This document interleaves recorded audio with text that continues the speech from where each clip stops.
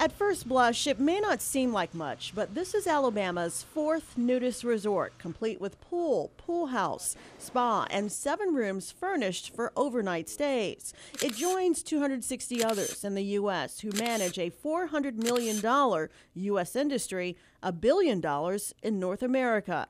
This new one, called The Retreat, officially opened March 15th in Blount County. We had a lot of people come in. We had a barbecue. We had people everywhere. I couldn't keep up with them. It was it was a beautiful madhouse. Really happy. It went a whole lot faster than I really assumed it would, you know. Cindy and Lee Beasley started this project last summer. That's when we first met them. The last time we were here, we just saw fence posts in the ground. Now you can see the fence has been filled in.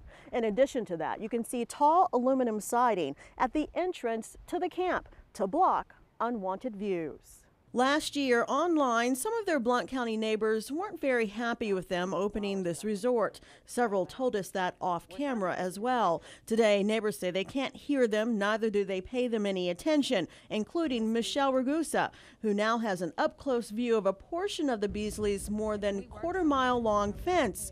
But that doesn't mean she's happy with being the Beasleys' neighbor. I really don't approve of it because of my children being right here. And if you go down this road, as you can see this road that the school bus drops them off on, you can see everything that's in his yard.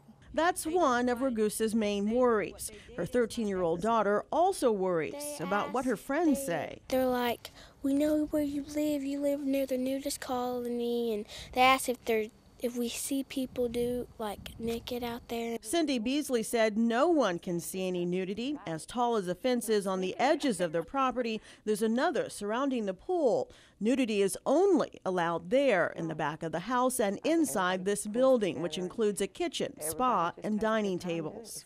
The day we did our interviews, there were people at their resort, but they did not want to be on camera. The main thing, we want happiness here. We ask everybody when they come to the gates, leave their drama, their problems outside the gate, and just have a good time. And it appears a lot of people do just that. In 2006, a Naturist Education Foundation poll found nearly 3/4 of adults polled thought nude sunbathing should be allowed in designated areas, although that dropped from a 2000 poll of 80%. That same poll indicated that nearly 30% of the public has skinny dipped in a friend's hot tub or backyard swimming pool, visited a clothing-optional beach or lake, or gone to one of the 250+ nudist parks scattered across the country. A couples-only campsite, The Retreat joins Gymnovita as another nudist resort in Alabama. Our oldest dog is Buffy. Gymnovita and owner Bob Truitt have been welcoming couples and families to its 110-acre secluded resort for 34 years. We don't want to embarrass anybody, and we don't want to try to proselytize anybody to become nudists. But we would urge everybody to accept your body and to not be scared of it.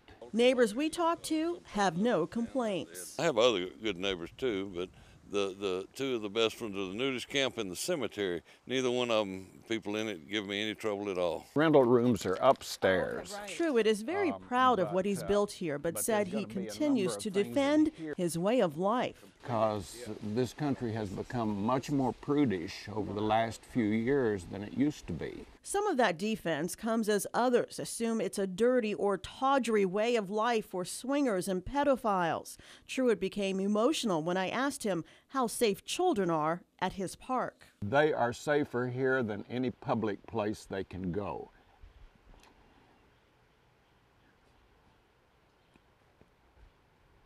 Every lady that comes here is the grandmother of every child. So, yeah, we're very careful about that. Truitt said he checks every license of visitors and even had to kick out a pedophile discovered during one of those checks. It was on a weekday, so there wasn't a lot of people around, but anyway, he was here with a lady that I think he found on the internet.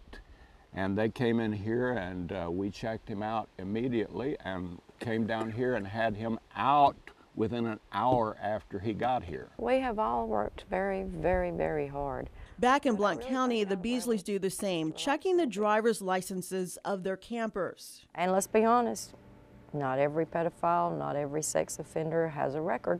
So these right here and those eyes of his are the best indicator of what a person is or what they're going to do. So far, there haven't been any problems, and the Beasleys maintain they are good neighbors as they continue to work on their 3-acre resort, which has cost them about $120,000 to build. We have teachers, we have judges, we have attorneys, police officers, housewives, and everyone seems to have some problem, and yet they wind up sharing it, and it kind of loosens the load a little bit for everybody when they leave. It hasn't been all rosy. The Beasleys' neighbor, Michelle Ragusa, blames them for rupturing her water line. The Beasleys maintain they repaired it, and they hope to keep the lines of communication open to neighbors as their business venture dreams come true. In our investigation, we checked with the Blount County Sheriff and the District Attorney's Office. And while the District Attorney said there have been some upset people, there have been no formal complaints filed against the Beasleys. Linda White, Alabama's 13 Investigates.